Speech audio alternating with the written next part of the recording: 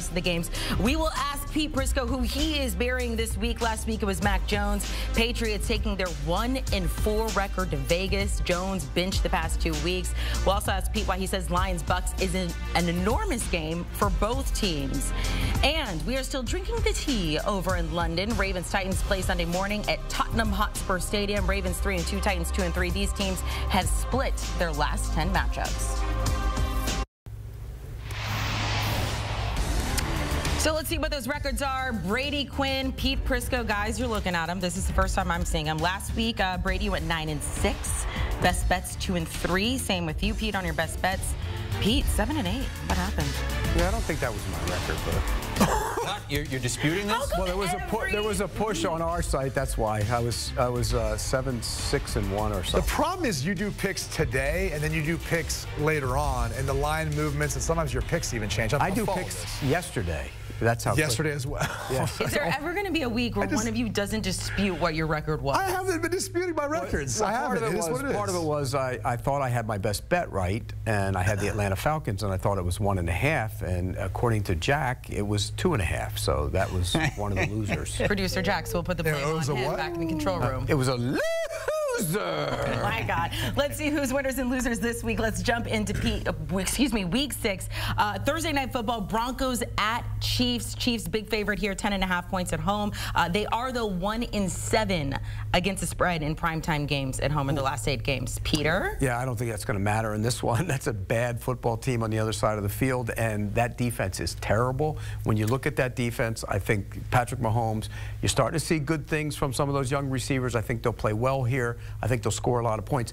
I am concerned a little because I heard the weather might not be very good in Kansas City. That's concerning. I really don't think it matters, though. So if there's bad weather, what would the Chiefs then have to do? Who would they give the football to? Oh, we're going back to week 1 when you said Pacheco's the big part of their offense. He should be, and I think for a couple reasons. One, when Kelsey wasn't healthy, they can't rely on anyone on the outside. Why not rely more on Pacheco? 2, you're seeing the evolution of a team that's a dynasty. You have to learn how to win in different ways. Their defense has been the most consistent piece of their team so far this year. Pacheco, to me, running the football, and also Pete, you can throw him out of the backfield. He's been kind of highlighted to me as one of those playmakers outside of Kelsey as the wide receiver group still settles in. So, look, conventional wisdom tells you should lay the points here with Kansas City, given how bad Denver's defense has been this year, especially in stopping the run. But come on, we saw this last year. Denver had, I think, a couple backdoor covers. No matter how bad they are, it's a divisional matchup. They'll play each other close. I'm going to lay the points only because if I would have taken the 10.5 points and lost that bet, I'd feel worse than I'll feel giving the 10.5 points and losing the bet here with the Kansas City Chiefs. So nothing like a pick number with a little caveat. It's a huge number. It's a huge number. I hate it. Pick the damn game. I just picked it. I'm with you, unfortunately. Amanda has the weather forecast. What is the forecast? It doesn't look that bad. It's like cloudy with a high of 59, low of 47. That's bad for Pete. Rain. He's a South Florida. A lot of rain, wind. He's a South Florida Not guy. what the National Weather Service says on Amanda's There's not rain in the looks forecast. okay for now, but it's early. It's then only Wednesday. Then it's an easy cover. Pete, it says mostly sunny. Let's go to Sunday as we pick games with Pete Prisco and Brady Quinn. In London, it's the Ravens laying 4 against the Titans. Now, Pete, you're big on travel, back-to-back road games, going out to the West Coast, going across the country, all that sort of stuff. Does this matter here? Ravens have been there since Monday. Titans aren't going until Thursday. No, but you know why that's a story this week? Because Buffalo traveled on Thursday, and now everybody's saying, oh, you can't do that. Teams have gone. Okay, and I've been a part of the team that went late. Right. It's awful. It's absolutely awful. You don't have enough time to adjust. To me personally, I think the teams are being cheap when they do that, and they try to say it doesn't matter like Pete's telling you. I've never been more tired in my life than having to do that back when we went in 2010. And we got our butts kicked by the San Francisco 49ers. So there's that. And by the way, we also got popped for the whole Spygate 2 thing from our film guy who was trying to film their practice. Still didn't help us. So that's how tired our entire team was. Were you a better team than them? Yes, we were. Yeah, well, then your coach gagged. But the bottom line is, there's always an excuse from Pete. Well, because it does matter. I've experienced it firsthand. Many teams have gone over there those days and won. And most go late around the same time. No, to me, I don't think it matters, but I think the Titans are going to be physical in this game. Baltimore hasn't clicked on offense. They had 7 drop passes last week. They should have blown out Pittsburgh. They didn't. They're not playing that well as an offense, and I think that matters. I think the Titans hang around. We've seen these games before. Derrick Henry gets going usually in some of these tight games. I think it's going to be tight less than a field goal, I'll take the Titans. This is a Henry Hopkins game. I think as far as how I see Tennessee offense operating, but their defense, they've been good against the run. I think they'll be able to limit some of the big plays in the passing game, as Pete touched on. Lamar Jackson's had a hard time kind of finding like who is that guy to lean on. They target Zay Flowers a lot. I'd love to see them get him more involved in the offense and to have a better catch percentage as far as for those amount of targets. But I'm with Pete. I'm going to take the 4 points here with Tennessee. I think they're kind of undervalued here. I just hope Derrick Henry's awake by the time the game comes around, because he's going to be tired. The funny thing is, again, have you even been to London before? No. He's never left the country. He's never even left the country. Yes, have you? Where you go to Mexico? Doesn't count, Pete. We're about 30 miles away from there. The Caribbean counts. God. All right, so let's see if travel plays into this next one for the Bills. Getting it back right. They're back at home, coming off that loss at London. They're hosting the Giants Sunday Night Football. Daniel Jones, by the way, 1-12 in prime time. But when it comes to the Bills, 14-point favorite at home. I mean, you're back in your own bed. They could play anywhere at any time with no rest, plenty of rest. One team could sleep for 14 hours straight. The other team could sleep for 15 minutes, and the Bills would still blow them out. This team is awful right now. The Giants are a terrible football team. The offensive line can't block anybody. I know there's a ton of injuries on the other side of the ball for the Buffalo Bills on defense, but Josh Allen and gang will get it going. Back-to-back roadies, too, for Miami. This is a bad situation. Well, they're playing New York. So. I know. But still, you got to go on the road. You know how that is, right? You're saying back-to-back road games for Miami. We're just trying to make sure you know he's playing in this game. For New York. Okay. But you go on the road twice. I don't care what it matters. I like Buffalo. Look, if Daniel Jones does play, he's got the neck injury he's been dealing with. Not the same as last year, but something kind of different. Look, this offense is completely different without Saquon Barkley. They need Andrew Thomas back at left tackle. Those are all issues. So despite the injuries that the Bills have had on defense, which they're getting to the point where they're decimated, I'm with you. I'll lay the 14 points, although I hate big numbers. Me too. This is the NFL. Me too. And the Giants, especially if Josh Allen doesn't play well, could hang around in this one. That's one of 3 double-digit spreads this week. We've already hit a couple of them. So this is a point in the season where the spreads are stretching out a little bit. Let's go to the Cowboys and Chargers Monday Night Football. Cowboys favored by 2 here. They've been great coming off losses the last several seasons, 10-1 straight up and against the spread after their last 11 losses. Well, look, the last time we saw the Cowboys out there, they got blown out. And Pete's betting on the fact that, hey, that was just a hiccup. It's just, they're going to San Francisco. It's a really good football team. He's given the Cowboys a mulligan? He has. He gave a pass first year on the Cardinals, too. They got dominated in that game. Sometimes it happens. It gets away from you. You gave them a mulligan after they lost to the Cardinals. Yeah. What happened in that game? They got dominated in that one, too. Then they came back and won. Okay, so that's your bet here. That's not my bet here. It will feel like a Cowboys home game there in L.A., given the Chargers home fan base doesn't really exist very much. But the reality is I'm betting on the Chargers still being a team that's going to be in playoff contention. I will gladly take the 2 points. I don't think you'll need it. I think they'll win outright. I know he's not a big believer in Brandon Staley. I don't think it's going to come down to a go-for-it 4th down decision. It probably will. It has the last couple of weeks. I don't know. I mean, the defense didn't look the same. No, Dallas's defense was a big disappointment to me the other day. Well, you lost Trayvon Diggs. If you could limit Micah Parsons' impact, I think you could find some production there. Austin Eckler should be back for this game as well, 99%, whatever he said publicly. Yeah. So I'll take the 2 points here with the Chargers. I'm gonna take the Cowboys. I think they regroup. I think Prescott has had a ton of pressure on him, particularly this week. And this front leads you to think that he's not going to get pressure from that group? That's a good offensive line Dallas has. It is. Sure, but when they're banged up, it's not as good. Steele hasn't played as well at right tackle. He'll get it going. He's coming off that injury. But when you look at this group, if you block them, you beat them. And I think they will block them. I think they'll have success. So I'm taking the Cowboys. Can I put a caveat on it like he puts on in every game? Well, it's on Monday night, and Staley might get aggressive, and maybe they win the game. Every single game, you said something that you didn't like the other side, but you still took the other side. I said I don't like big spreads because we've had 2 of the 3 picks that we had. There were a couple others. Do you even know who's playing this game? It's Dallas and the Los Angeles Chargers. Yeah, I know. Okay, just make sure. Pete still thinks they're in San Diego. No, I don't. They're playing at Qualcomm. No, I don't. They're playing at Qualcomm. Yeah. All right, so disagreement on that last one, but so far, fellas, agreement on all of the other games we've covered so far. Yeah, you wouldn't know it by how much they argue. But they argue about it, even though they're agreeing on all but one at the very last one. Pete going with the Cowboys there. Brady likes the Chargers to cover at home.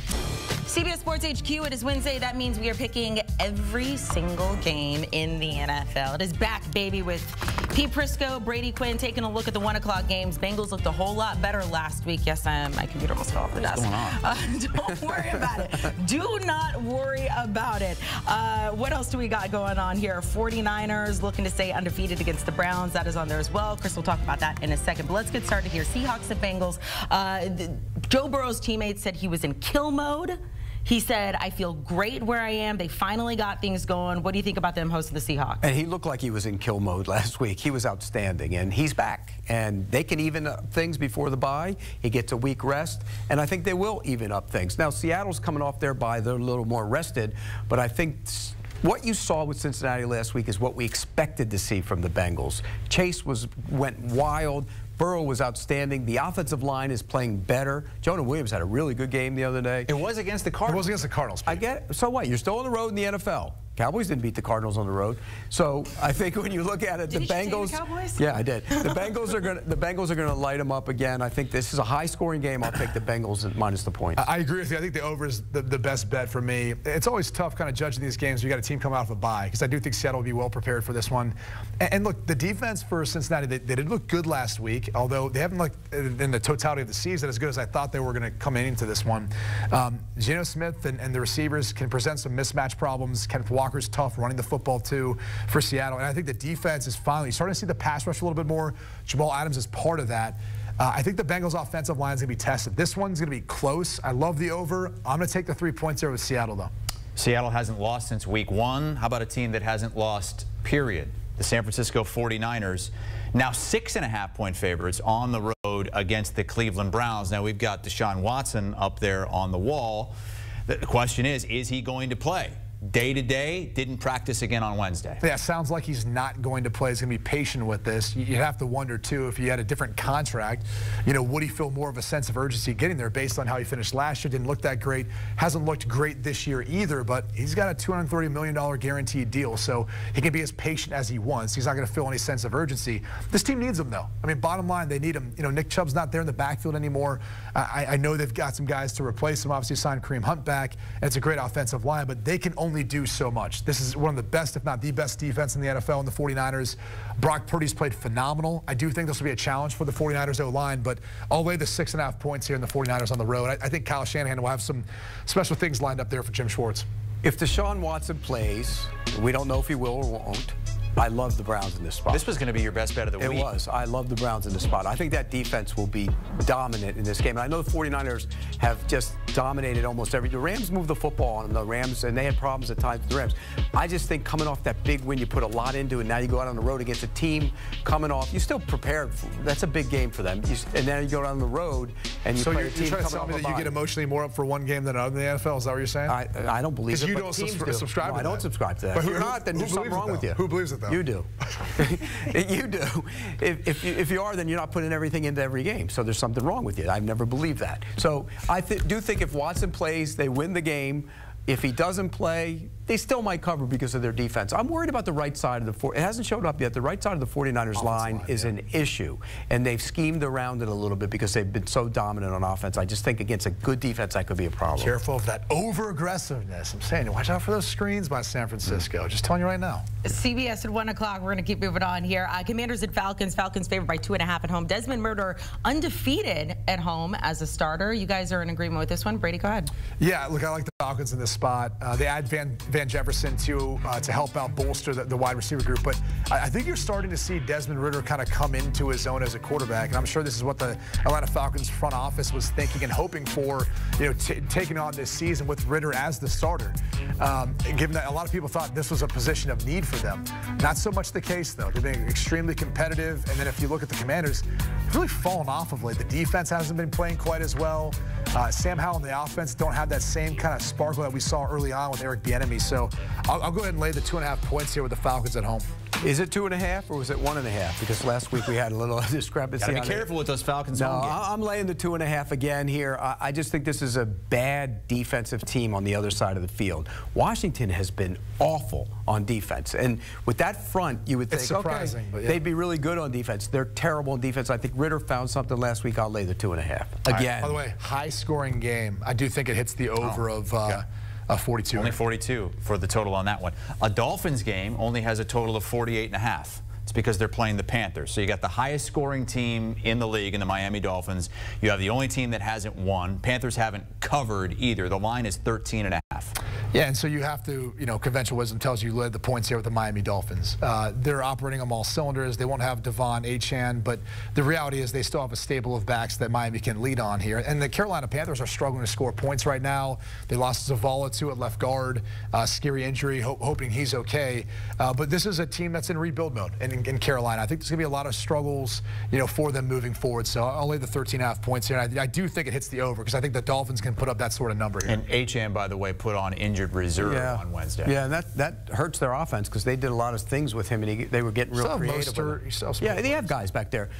Last week against the Giants, you're looking at that game, and Miami should have been up by 28 points, and then he throws the pick, and you look at it and you go, oh no, we're in the game. They're might not cover, but that's the only concern here. If there's a mistake made, something like that, but I think Miami's going to roll on offense. I'm with you here. I think they put up a big number. The other thing is, and we were talking about this earlier on the Pick Six podcast, is if Tua gets hurt, this team isn't the same. Their opportunity for success isn't quite the same. So he's got to take care of himself. He's got to stay healthy. Saints coming off a shutout win over the Patriots. They're still on the road, closer to home, though, taking on the Texans. Saints favored by 1.5 on the road in this one, Brady. Land the 1.5 points here at the Saints. I think they're overall better roster, better team right now.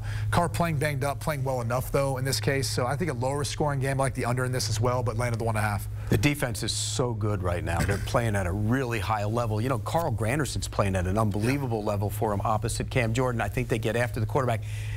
He will throw an interception this week. C.J. Stroud will throw an interception. He's played phenomenal. He's been great, but this is going to be one of those games where he throws a pick. I like the Saints. All right, let's move on to another CBS game, which is for first place in the AFC South. It's the Colts and the Jags who've got their swagger back, Pete. Couple wins in London. I don't know if you ever had swagger if you're dancing like that. No, you shouldn't. It's back, baby. It's really bad. You look like a marionette. Look, they look good on their trip to London. They have to win at home because they haven't been good at home. That's a problem for them. But I think this is a great opportunity against your former quarterback, Gardner Minshew, who is just a guy. They knew that. That's why he's not there anymore. That will play out. I'll take Jacksonville minus the points. Jonathan Taylor back for the Colts, along with Zach Moss, who's been phenomenal. The offensive line for the Colts have done a good job run blocking. I think that's probably going to be an issue for Jacksonville in this one. I'll gladly take the 4.5 points here in the Colts. He's not a believer in Gardner Minshew. I think he'll be just fine. I love the face paint that Pete had on at the game. That was incredible. In London. I got back. I took the red eye back and made it back for Monday. It was amazing. I'm missing an inside joke here. I don't like it. There was a guy with some... Who looked like you? He looked like a Jaguar. He dressed up and put up a cat. Yeah. And he looked like Pete. He does have cats. Let's talk about Vikings at Bears here. Vikings, a 2.5-point favorite on the road. No Justin Jefferson in this one. Brady, we'll start with you. I'm going to take the 2.5 points and the home underdog here in the Bears. I think they started to find something offensively. Justin Fields has looked better too. Luke Getsy is incorporating him more, running the football. DJ Moore kind of breaking out. On the flip side, the Vikings don't have Justin Jefferson. It's a lot for Jordan Addison to be in that spot, or KJ Osborne from that standpoint. So even as bad as the Bears defense has been, I think they can hold on and keep this one close. So. And Pete, before we go to you, I do want to mention Justin Jefferson officially now on IR. Yeah, and that's a good thing for him. He needs it because he'd want to play after a couple weeks, and they need to sit him down. I'll take the Vikings here. I think the Bears defense is awful, and I think that's going to show up. I'll take Minnesota. Brady also on that over. The over is 5-0 in Bears games this season. They agree on the over 45.5 in Seahawks Bengals. Also agree on Falcons minus 2.5 against the Commanders. Dolphins laying a big number, 13.5 against the Panthers, and the Saints minus 1.5 at the Texans. Week 6 in the NFL, taking a look at the afternoon games we got going on, kicking these off between the Patriots and the Raiders. The Patriots in a very, very bad way. By the way, Mac Jones will be starting. Bill Belichick said that Pats have been outscored 72-3 in their last 2 games. Raiders favored by 3.5 in this one. Pete, let's get started with that one. First of all, can you fix the Patriots? And what's your pick in this game? Well, if you make me the GM and fire Bill, I think you could fix them really quickly because the roster's not very good. But I'm doing it because he told me I'd do this before the show. I'm a believer in Belichick, the coach, still, and I think he's going to go out there against his former assistant. He's 0-2 against Josh McDaniels. I know, but he's going to win. He's going to win this time around. Not technically true. And I don't think the Raiders. I don't think the Raiders are very good. I don't think New England's very good, but I think Belichick will get this team to respond. I'm going to take the Patriots. Jeez, yeah. Sticking with it. I am. I'm going down with the ship. I'm on the other side here. I'm going to lay the 3 points here with the Raiders at home. I know it's a short week, but it's hard to believe that the Patriots are going to be able to find much production, given how much their offense defense has struggled of late. And on top of that, look, I think the Raiders team is competitive with Jimmy Garoppolo. I know they haven't got the running game going yet, but they're hanging their hat on that. Chris mentioned the success Josh McDaniels has had against Bill Belichick. So I'll lay the 3 points here. And also, I think this hits the over. We'll see more scoring. This line looks a little fishy. We'll see more scoring from New England in this one. This isn't going to be what we've seen, 3 points the last 2 weeks? If they don't, then Mac Jones will be done. Well, that's the only game in the late window on CBS. The other one's on Fox. Eagles laying 7 at the Jets. This is crazy. The Jets have never beaten the Eagles, ever. 0-12 all time. And I don't think they're going to beat the Eagles this time either. But I also think the Eagles are going to cover. I think the Jets are going to have a hard time running the football. I do think Zach Wilson might struggle throwing against this defense, which I think if you're going to pick out a weak spot, you might say the secondary. But I don't think they're going to be able to keep pace with the Eagles, because I think between their rushing attack / what they can do with big plays downfield, A.J. Brown started to go off last week. I think the Eagles cover this number there in New York. And I think you start to get some frustrated fans there that may be working against the Jets. I'm on the Jets on this one. I think the spread's too big. I think it's going to be closer than that. I think the Eagles will win the game, but I think it's going to be closer. The Eagles haven't looked great. They just haven't. And they didn't look great against the Rams. The Rams hung around in that game for a while. The Rams aren't as bad as I think people thought. But I think the Jets defense will keep them in the game. I think this is tight. I'll take the points. But it's back-to-back game. The Eagles have just kind of eked out a win there. Right. You mentioned they beat the Rams, so let's talk about the Rams hosting the Cardinals. Rams favored by 7 at home. James Conner now on IR with a knee injury for the Cards. Yeah, and I think this is unfortunately where we see the Cardinals, who have been really competitive, start to maybe struggle. I mean, it's been a tremendous start to the season. Josh Dobbs has been a great story. Jonathan Gannon and staff has done a good job with this group. But you lose Conner, who's a big piece of that offense. I think they start to struggle now. I'll lay the 7 points with the Rams at home. And I think it's a lower scoring game. I like the under. See, I'm on the other side. I think it's going to be a higher scoring game because I don't think either defense is that great. You're right. Both coaches have done a great job. I think both these coaches should get a lot of credit for the way their teams have played because the talent isn't there. But I think Stafford against Dobbs, and we started to see a little, a couple of problems with Dobbs last week. It wasn't as good. Sometimes you become what you really are, and maybe he's starting to morph into who he is, which is a backup quarterback in the NFL. He's done a nice job so far, but I think Stafford will have a better day. I'll take the Rams. Maybe the best matchup in that late window on Sunday is a matchup between a couple of teams, I think top 6 in your power rankings. The Lions are 3-point favorites at the Bucs. Both of these teams only have 1 loss. Yeah, I didn't have this on our pick, on our slate of games. So producer Jack loves the Bucs so much. He forgot on CBSSports.com, he has them starred, so the game goes to the top, and he scrolled right past it. That is why. That is the justification. Well, just for our producer Jack, I'm going to lay the 3 points here with the Detroit Lions. I just think right now they're probably the more complete team the way they're playing. I understand the Bucs have some rest. They've surprised a lot of people sitting atop the NFC South right now, but I'm going to lay the 3 points of the Lions. I'm taking the Bucs. Okay. I think the Bucs, they're coming off a bye. I think they're sitting there. You're a believer. I am a believer. I was a believer. He was a believer before the season. Yeah, I was. Yeah. And I think the creamsicle uniform is going to be fun. It's going to be. Look, Baker's played great. Give him a ton of credit. He's got that little chip on his shoulder. I like guys with a chip on their shoulder. Baker always has a big chip on his shoulder. It's not a little chip. It's a massive. And I like it. And I like it. And more power to him. I think they win the game. But the worst part about that, it's a big game for the Bucs. That means Jack's going to crack out these ugly shorts, shorts that he wears. Those creamsicle ones? They're hideous, and they're like $400 a pair. They're awful. Oh my God. Let's get your best bets here. You're both going with totals. Brady, I'll let you start with the Commanders and Falcons. Yeah, I like the over of 42. Mentioned it earlier in the show. I just think, the Commanders' defense has struggled of late. Ritter, especially with the addition of Jefferson, don't know what kind of factor he'll play, but I think they're going to be improved, and he's improved. So they'll be able to put up some points. I think Washington will be able to have their way, too, a little bit with the Atlanta Falcons defense. So I like the over of the 42 there. And I'm going with an over, too, in the Bears game. It's over 44.5, Bears-Vikings. I don't see the Bears stopping anybody. I think the Vikings have some problems on defense as well. Fields is playing better. I think you'll see this one get a little loose, and I'm going to take the over in this game. And I want to put an asterisk next to last week's best bet, by the way, while we're at it. Still disputing it. Oh it is South Florida, after all. There was a hanging Chad on that line. Bringing a joke back from it's a 23-year-old joke. Oh, recapping their picks for the rest of the games. A lot of disagreement here between you guys. Both of you only like the Rams to cover the 7 there, but you're still on opposite sides when it comes to the total. Even on opposite sides for the game, we don't have on here when it comes to, what was it, Bucs and Lions. Bucs and Lions. Yeah. Brady likes the Lions. Pete likes the Bucs.